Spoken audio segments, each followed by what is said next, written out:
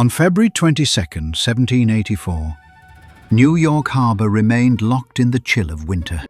Less than a year after the end of the American Revolutionary War, a merchant vessel named the Empress of China slowly pulled away from the wharf. It was bound for a place that, for most Americans, existed only in rumors: porcelain patterns, tea leaves, and European travelogues, Canton.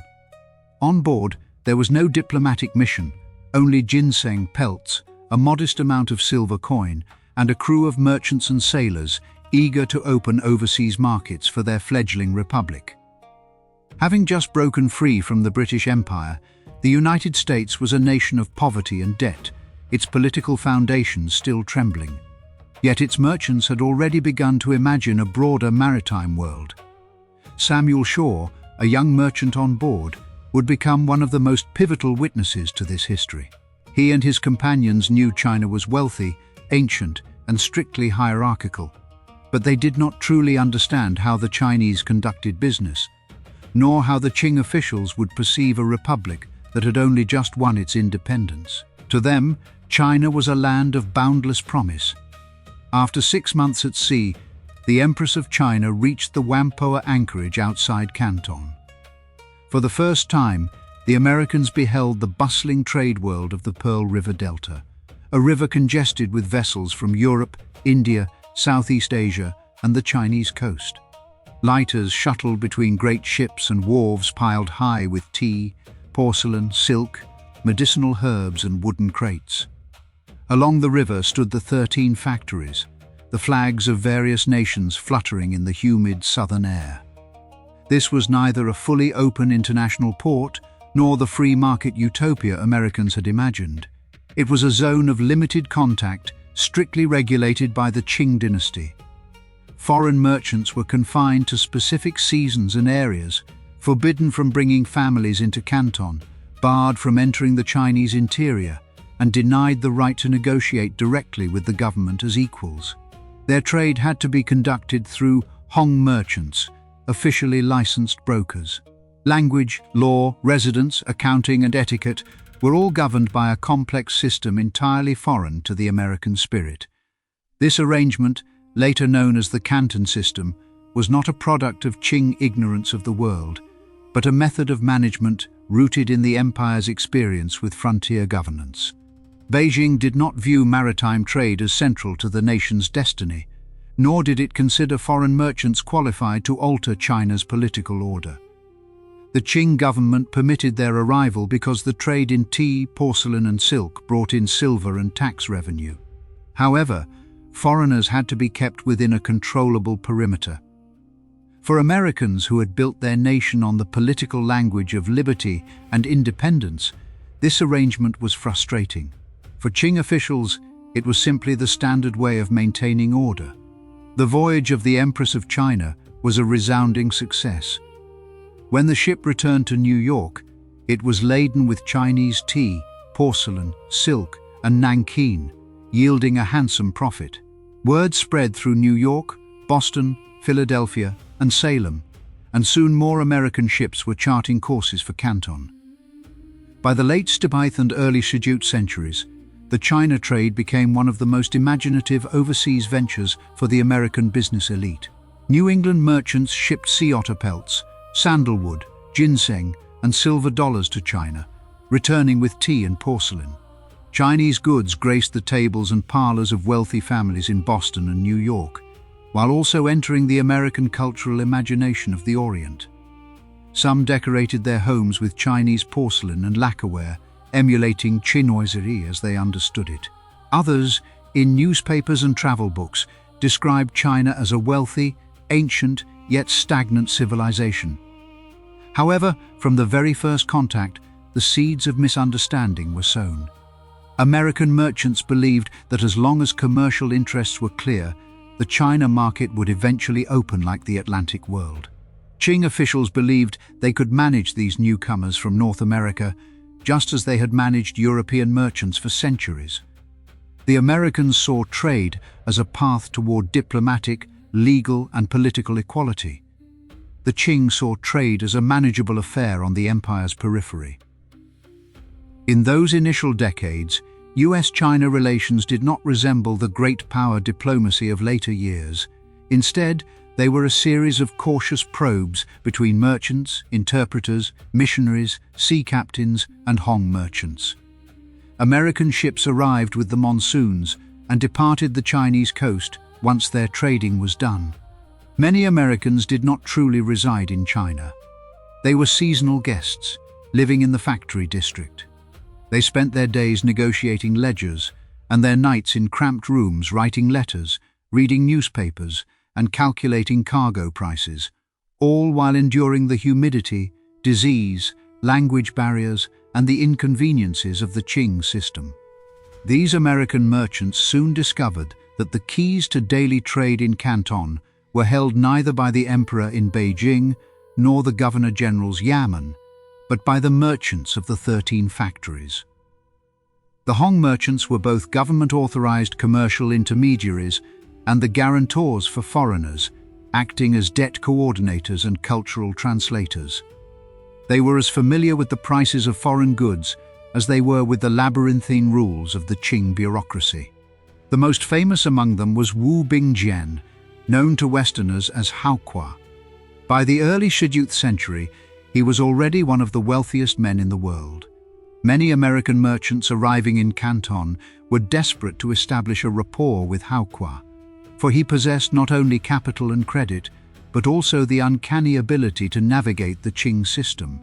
A newly arrived American captain might complain about the arrogance of Chinese officials or the tedious regulations, but he would quickly realize that without the aid of a Hong merchant like Haokua, he could not even settle payments, secure warehousing, clear customs, or resolve disputes. Haokua also recognized the difference between the Americans and the British. American merchants generally operated on a smaller scale, lacked the backing of an imperial institution like the British East India Company, and had no established colonial network. They were more flexible, occasionally more desperate for profit, and more willing to rely on private credit and personal relationships. The official American presence in China also began to take shape. Samuel Shaw was later appointed as the U.S. consul in Canton, becoming one of the first official representatives of the United States in China. However, this consular status did not equate to a modern diplomat within the Qing framework.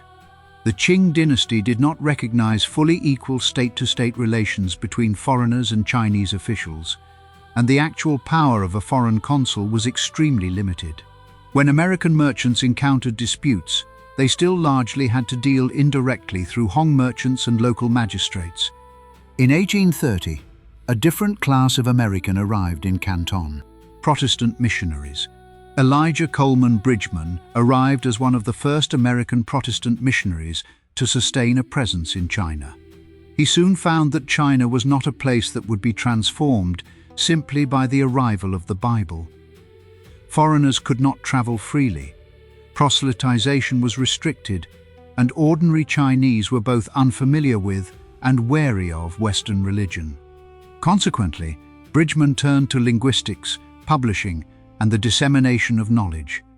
He founded and edited the Chinese Repository, an English periodical that introduced Western readers to Chinese history, institutions, geography, customs, and politics.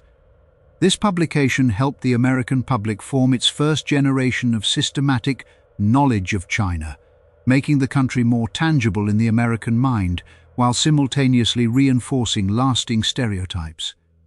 Americans began to believe that China was a vast, slumbering civilization waiting for an external force to wake it.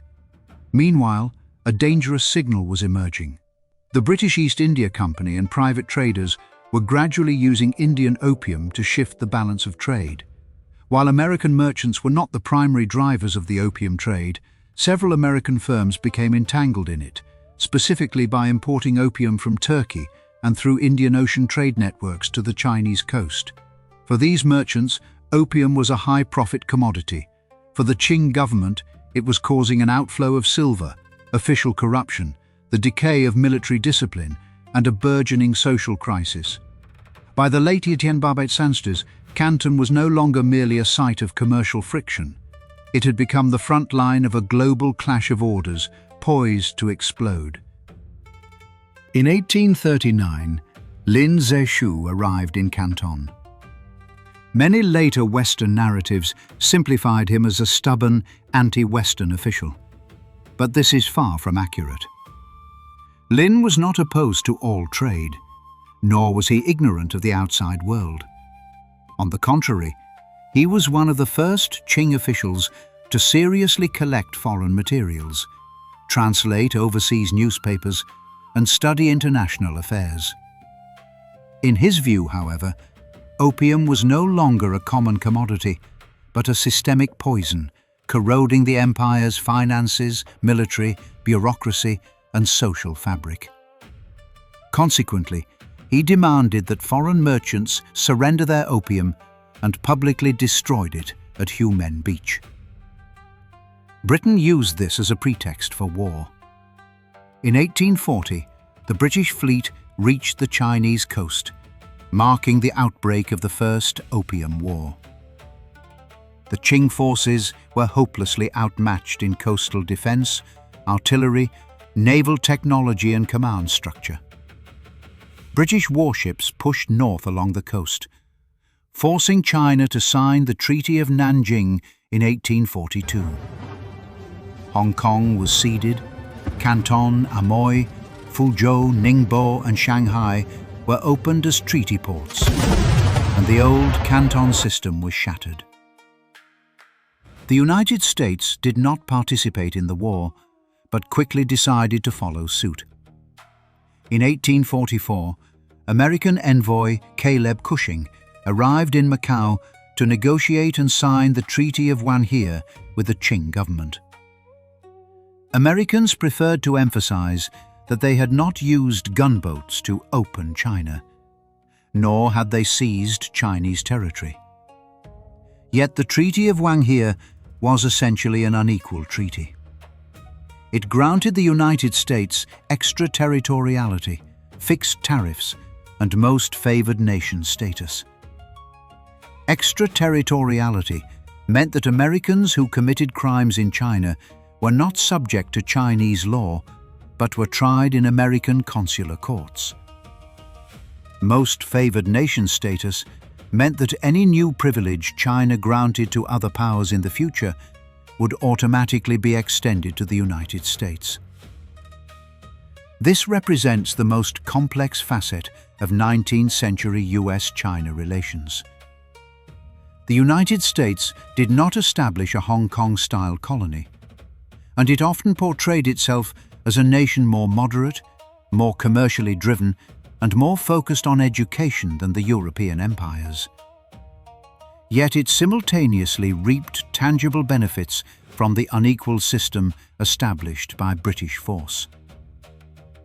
To many Chinese, the United States was a contradiction.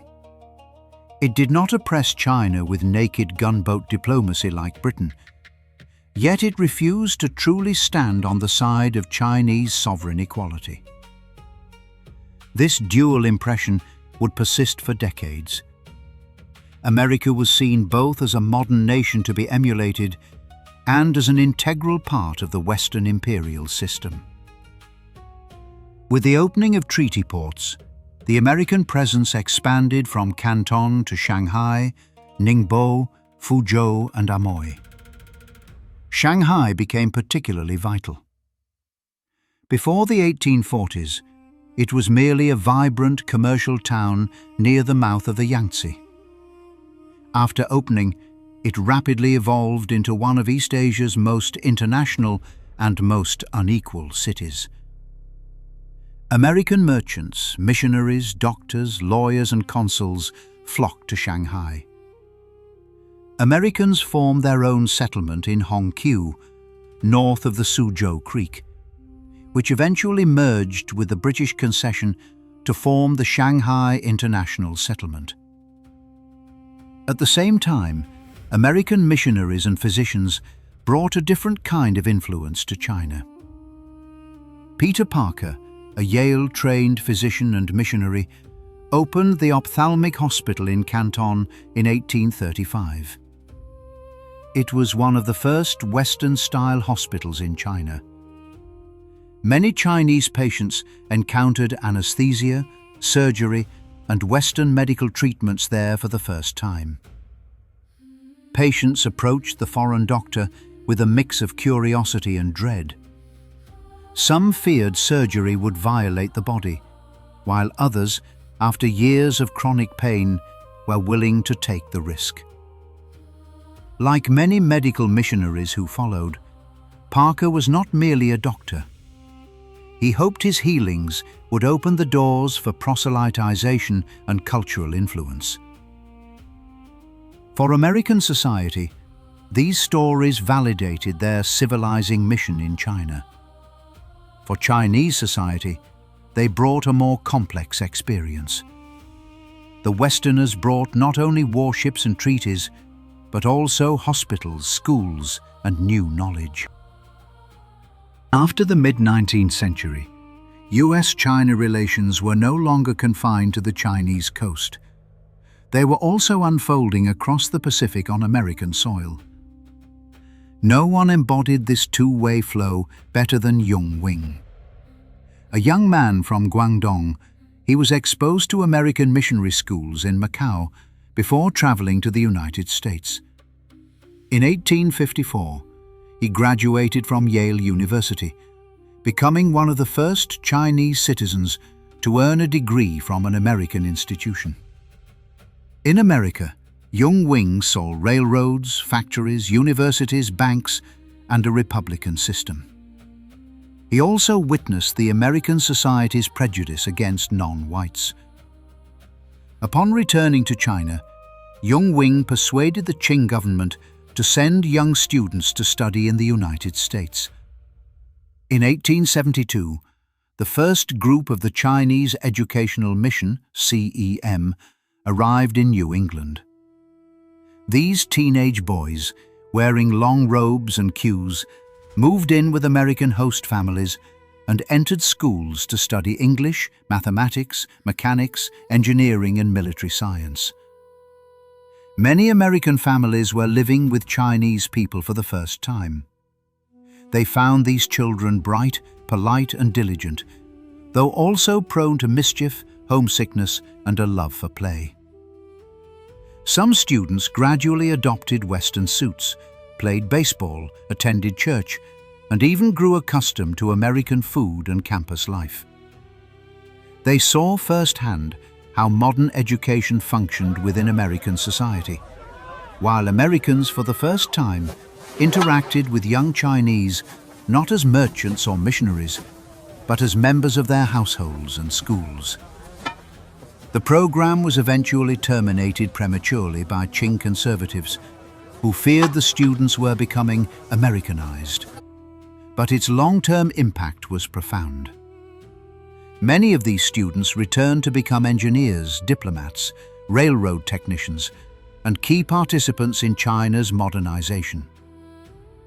American universities and host families became a vital gateway through which a generation of Chinese elites imagined the modern world. However, even as Chinese students entered American schools, another group of Chinese was experiencing a vastly different reality in the American West. After the mid-19th century, a massive influx of Chinese laborers arrived in California and the West to participate in gold mining, agriculture, laundry, catering, and railroad construction. The building of the Transcontinental Railroad relied heavily on Chinese labor. They blasted rock in the Sierra Nevada, laid tracks in deep snow and high altitudes, and undertook the most dangerous, grueling, and lowest-paid work. When the railroad was completed, America celebrated its conquest of the continent and the linking of two oceans, yet rarely placed the Chinese laborers at the center of its national heroic narrative. During economic downturns, white workers and politicians began to scapegoat Chinese immigrants. Anti-Chinese violence erupted in San Francisco, Los Angeles, Seattle, and Wyoming. Chinese communities were attacked. Workers were driven out, beaten, and even murdered. The yellow peril trope emerged in American newspapers and political cartoons, depicting the Chinese as cheap, unassimilable outsiders who threatened white labor and civilized order. For a republic that proclaimed liberty and equality, this was a profound contradiction.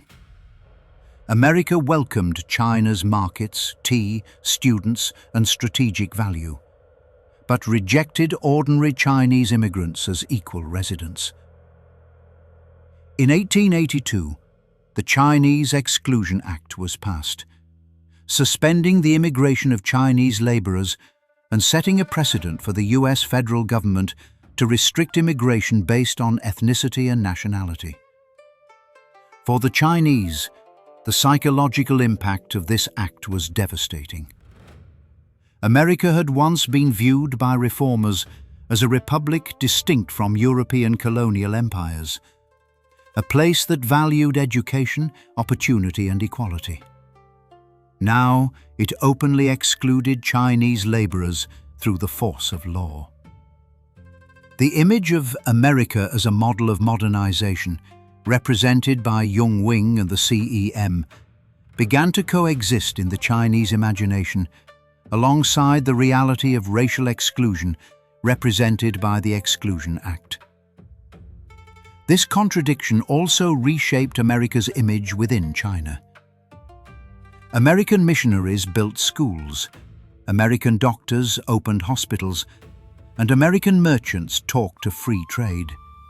Yet the American Congress excluded Chinese laborers from the national community. Early US-China relations were never a simple story of East versus West or tradition versus modernity. They were entangled with America's own racial politics, immigration anxieties, and imperial expansion. The exclusion experienced by the Chinese in America would later fuel the skepticism of Chinese nationalists toward American moral rhetoric. By the end of the 19th century, China faced an even more dire crisis. Its defeat by Japan in the Sino-Japanese War, 1894 to 1895, sent shockwaves through East Asia and the West. A weakened China was further carved into spheres of influence by the great powers. Germany moved into Jiaojiao Bay, Russia into the northeast. Britain expanded its grip on the Yangtze River basin, and France strengthened its hold over southern China. In Western newspapers and political cartoons, the scramble for China became an open discussion. During this period, the United States also redefined its global position.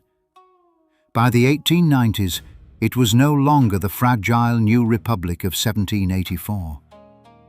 Industrialization, railroads, steel, finance, and the build-up of a modern navy had rapidly transformed it into a Pacific power. Following the Spanish-American War in 1898, the US occupied the Philippines, officially entering the strategic landscape of Asia. China was no longer merely a distant market for tea. It became a vital piece of the American imagination regarding global commerce and sea power. From 1899 to 1900, US Secretary of State John Hay proposed the open door policy, advocating for equal commercial opportunity for all nations in China and respect for China's administrative and territorial integrity. While the US later characterized this policy as a moral choice to protect China from partition, it was primarily a commercial strategy. Entering the China market later than its rivals, the US lacked the established spheres of influence held by Britain, Russia, and France. If China were fully partitioned, America would be locked out. The US did not necessarily seek to occupy Chinese soil, but it demanded that the Chinese market remain open to American capital, goods, and missionary institutions. Shanghai became the grandest stage for this policy. By the early 20th century, the Shanghai International Settlement was one of the busiest commercial hubs in East Asia.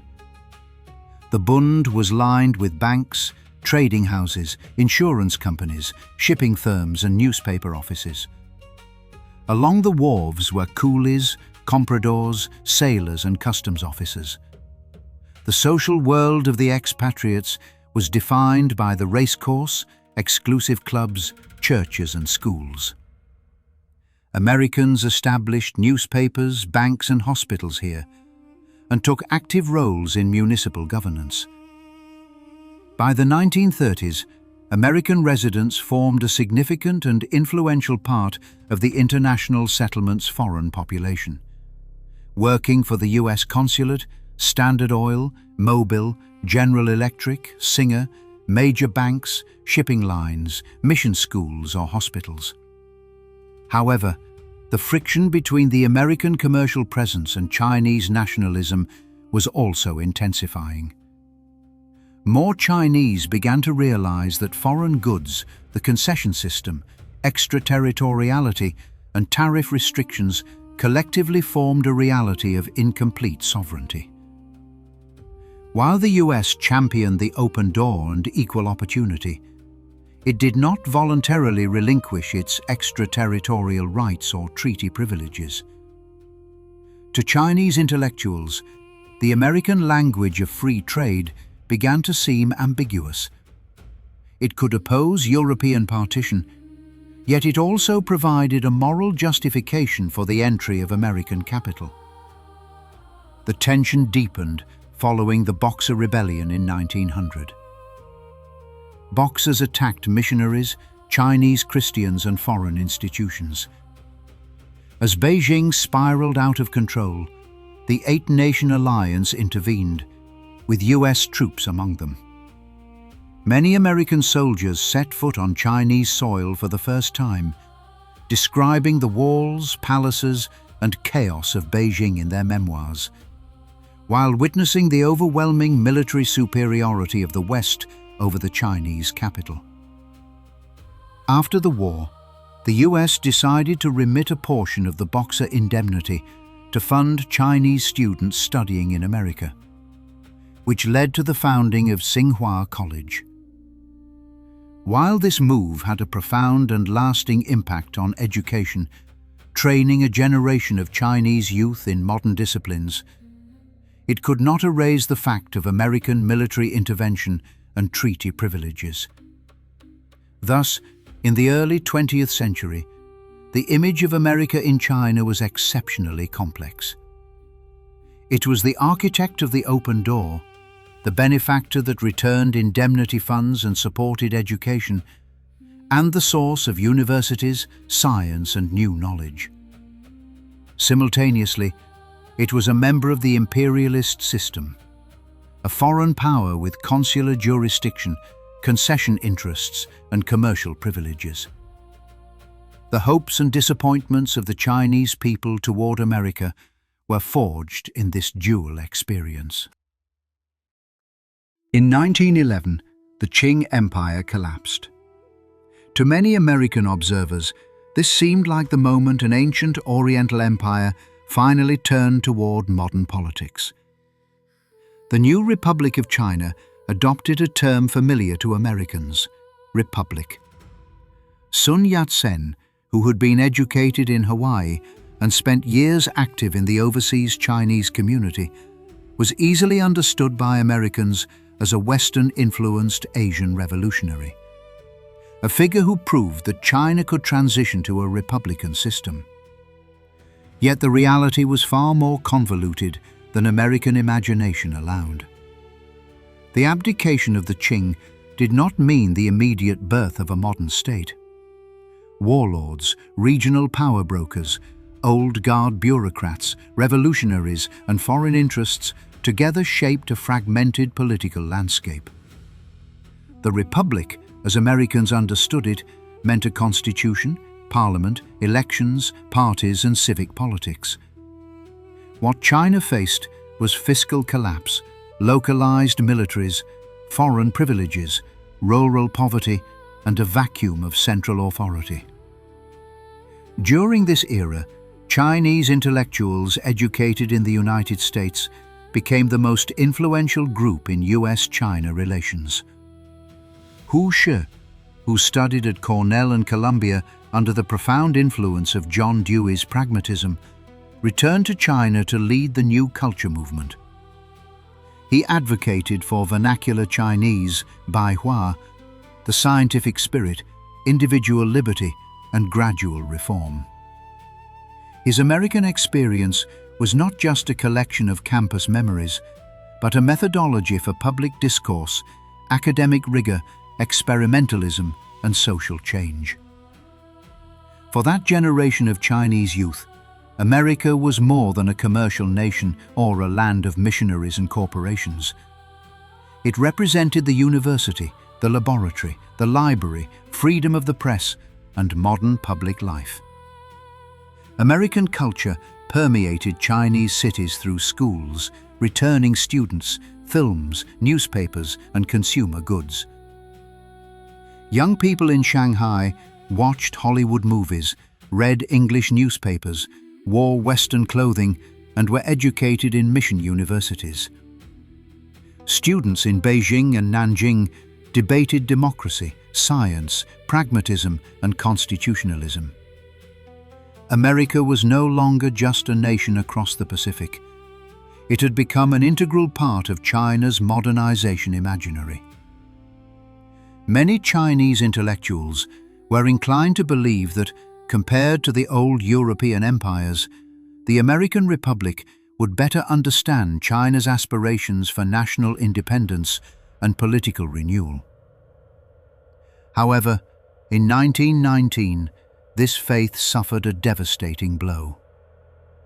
Following World War I, China participated in the Paris Peace Conference as a victorious nation. Many Chinese believed that President Woodrow Wilson's principle of national self-determination would help China recover the German rights in Shandong. Instead, the conference transferred those rights to Japan. When the news reached Beijing, students took to the streets in protest. This was more than an anti-Japanese demonstration. It was a profound re-evaluation of Western moral rhetoric by Chinese youth. They discovered that international law, self-determination, and liberal principles did not always hold up against the reality of power politics. The image of the United States in the minds of Chinese intellectuals was forever altered. It remained a source of education and science, and a preferred destination for study abroad, but it was no longer an unconditionally trusted moral exemplar. More Chinese began to demand the abolition of unequal treaties, the cancellation of extraterritoriality, and the recovery of tariff autonomy. They were no longer satisfied with being helped to modernize by the West. They demanded to be treated as an equal nation. The US government appeared hesitant in the face of this rising nationalism. It sought to maintain its commercial and missionary interests and hoped for a China that was stable, open, and pro-American. Yet it was in no hurry to surrender its treaty rights. Americans were willing to welcome Chinese students into their universities and discuss educational reform, but they were reluctant to give up extraterritoriality or economic privileges. To the Chinese, this contradiction became increasingly glaring. If America truly believed in liberty and equality, why did Americans in China still enjoy legal status that was denied to the Chinese themselves? By the eve of the 1930s, US-China relations had formed a structure where intimacy and estrangement coexisted. Between the two nations, there were deep ties of education, medicine, commerce, and culture, as well as genuine personal friendships. Yet beneath these connections remained the persistent currents of inequality, misunderstanding, and political disillusionment. In 1931, the Japanese Kwantung Army orchestrated the Mukden incident and occupied northeast China. For China, this marked a dire new stage of national crisis. For the United States, it was a direct challenge to the open door order. US Secretary of State Henry Stimson proposed what became known as the Stimson Doctrine, declaring that the United States would not recognize any situation or treaty brought about by means contrary to the covenants of the Kellogg-Briand Pact, effectively refusing to acknowledge territorial changes achieved by force. While this principle offered China moral and legal support, it did almost nothing to halt Japanese expansion. To many Chinese, this was a familiar experience. America often sympathized in principle, but was unwilling to bear the true strategic cost for China's sake.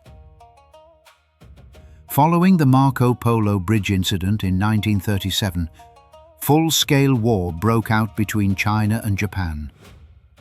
Japanese forces occupied vast swathes of eastern China, forcing the Chinese government to retreat into the interior.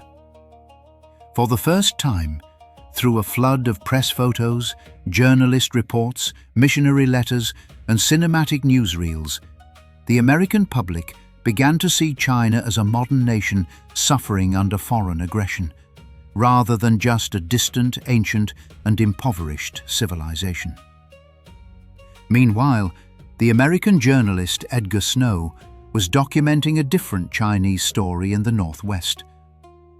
He visited Yan'an, interviewed Mao Zedong and other communist leaders, and published Red Star Over China. This book made many Western readers realize for the first time that beyond Chiang Kai-shek's nationalist government, another rising political force was shaping China's future. American understanding of China grew more complex. On the official level, Washington recognized the nationalist government.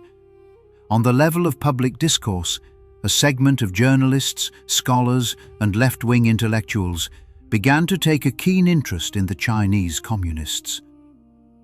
In December 1941, Japan attacked Pearl Harbor. The United States officially entered the war, and China and America became allies. The war brought the two nations to an unprecedented level of intimacy. American aid poured into China, and the story of Claire Chennault and the Flying Tigers became a symbol of Sino-American cooperation. American pilots flew shark-toothed fighters in the skies over China, and many owed their lives to Chinese villagers who rescued them after they were shot down. The Hump became another legend. Transport planes navigated the Himalayas, hauling supplies from India to the Chinese interior. Pilots faced brutal weather, high altitudes, oxygen deprivation, and the constant threat of Japanese interceptors. To the Chinese, these American airmen and transport crews represented tangible help, far beyond diplomatic rhetoric. The climax of this Allied image came in 1943, when Sung Mei-ling, the First Lady of China, visited the United States and addressed Congress. In fluent English, she spoke of China's sacrifices and appealed for greater American aid. The China the American public saw was no longer the slighted immigrant of the Exclusion era, nor just the slumbering civilization of the Missionaries' pen, but a brave ally resisting aggression. The American media crafted an image of a courageous, suffering, yet resilient China. An image that carried immense emotional weight during the war years. Yet beneath the alliance, fissures remained. America needed China to tie down Japanese forces, and China needed American aid. But the two sides never truly trusted one another. Americans often viewed Chinese issues through the lens of management and efficiency, while Chinese leaders saw them as a complex tapestry of national survival, internal power struggles, and long-term revolution. In 1945, Japan was defeated. China became a permanent member of the UN Security Council, and the United States emerged as the world's most powerful nation. But China had been torn apart by years of war, and the civil war between the nationalists and communists soon reignited. The US sent George Marshall to China to mediate, hoping to establish a coalition government and avoid full-scale civil war. But the mission failed. In 1949, the People's Republic of China was founded, and the nationalist government retreated to Taiwan. The "Who lost China" debate soon erupted within the United States. The question itself exposed a deep-seated American misunderstanding. The assumption that China could have been owned or held by the US. In reality, the momentum of the Chinese Revolution was driven by internal factors. Long-term war, social crisis, political failure, and mass mobilization. Outcomes that Washington could not simply dictate. From wartime allies to Cold War adversaries, the relationship proved once again that two nations could fight side by side without truly understanding each other's historical path. After 1949, the relationship transformed with startling speed and complexity. While this era falls outside the primary focus of our historical channel, it is essential to trace its contours to gain a holistic understanding of the first 2 centuries of US-China history. Following 1949, relations entered their coldest phase.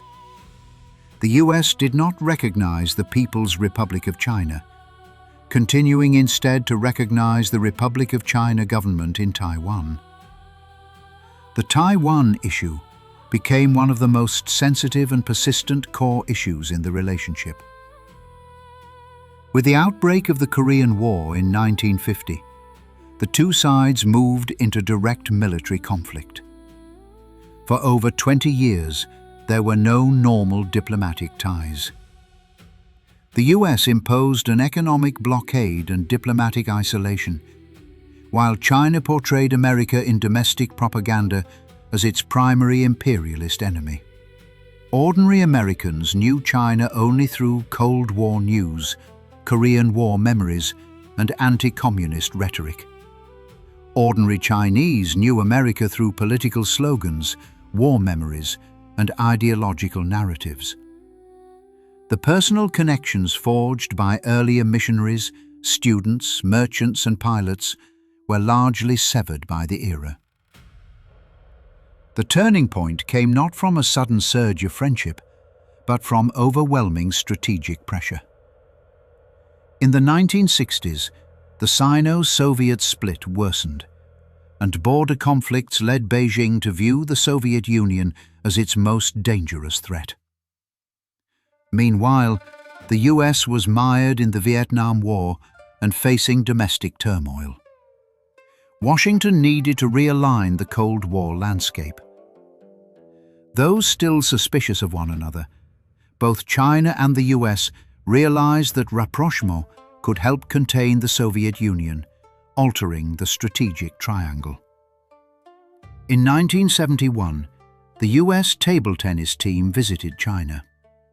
This small ball moving the big globe allowed the hostile publics of both nations to reimagine one another for the first time.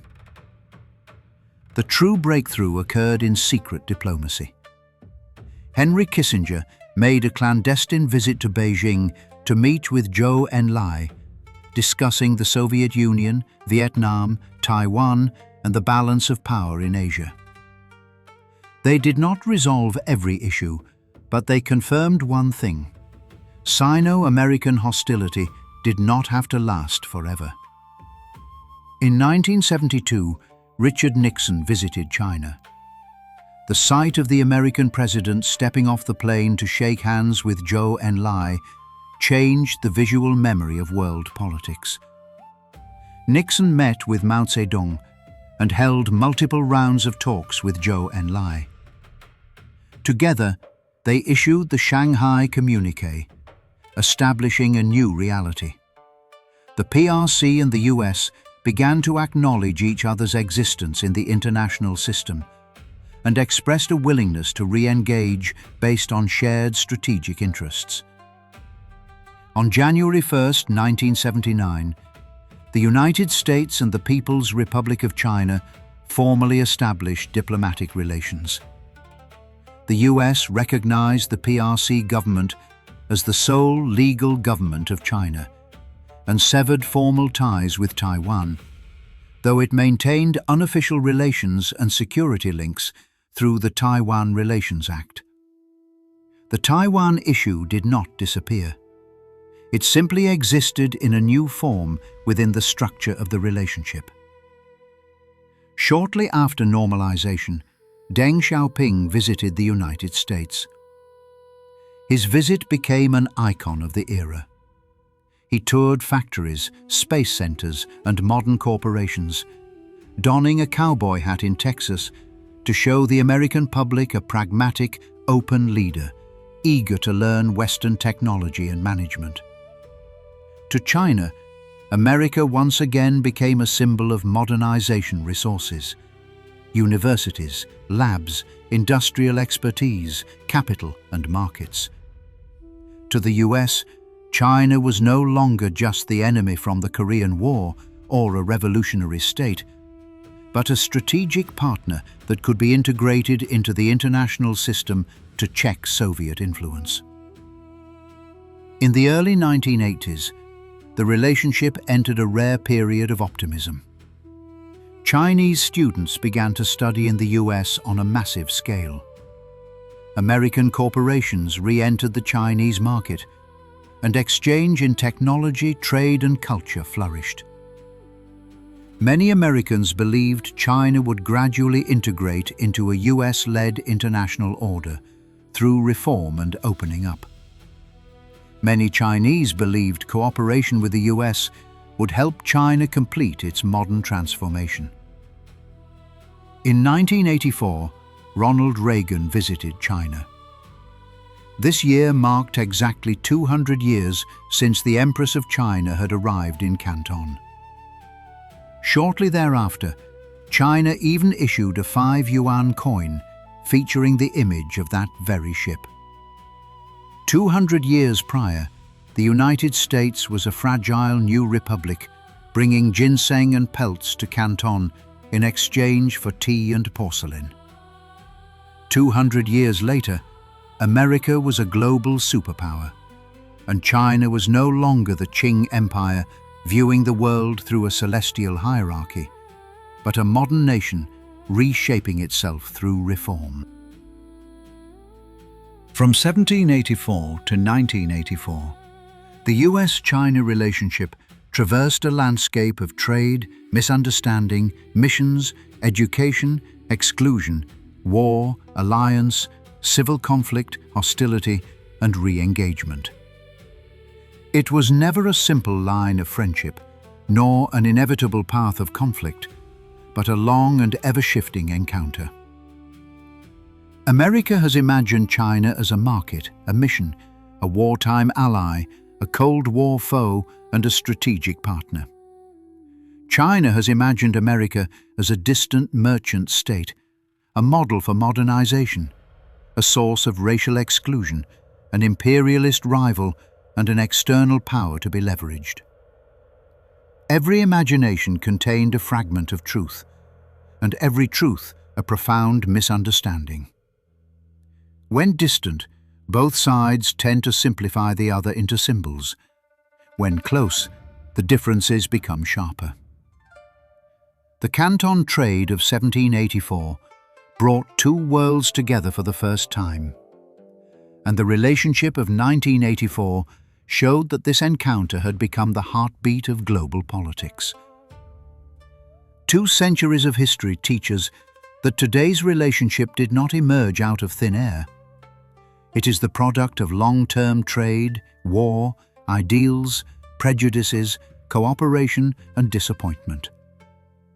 Both nations have often thought they finally understood the other, only to discover that the reality was far more complex than they ever imagined. And that encounter is far from over.